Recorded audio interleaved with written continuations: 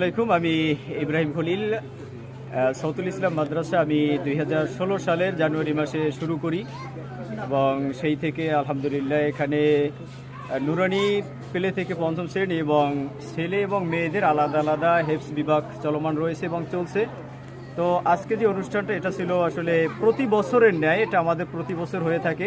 সেই প্রতি বছরের ন্যায় আমরা পঞ্চম শ্রেণী, আমাদের এখানে পঞ্চম শ্রেণী পর্যন্ত জেনারেল যে শাখা আছে মানে আলিয়া বিভাগ নুরানির পরে, সেই শাখার ছাত্ররা এখানে পঞ্চম শ্রেণী শেষ করেছে। তাদেরকে আমরা একটু আসলে আনন্দ বা বিদায় যেটাই বলেন না কেন সব মিলিয়ে আমরা একটু আয়োজন করেছি তাদেরকে নিয়ে। এবং আমাদের এখানে তৃতীয় শ্রেণীর যে বোর্ড পরীক্ষা আছে, নুরানি তালিমুল কোরআন বোর্ড বাংলাদেশের অধীনে আমাদের মাদ্রাসা চলে।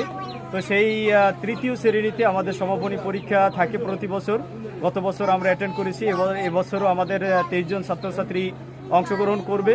তো তাদেরকে একটু দোয়া, মানে তাদের ভালো ফলাফল প্রত্যাশা বা সেই কামনায় আমরা একটু দোয়ার আয়োজন করেছি এবং পঞ্চম শ্রেণীর বিদায় অনুষ্ঠান আর কি করেছি আমরা।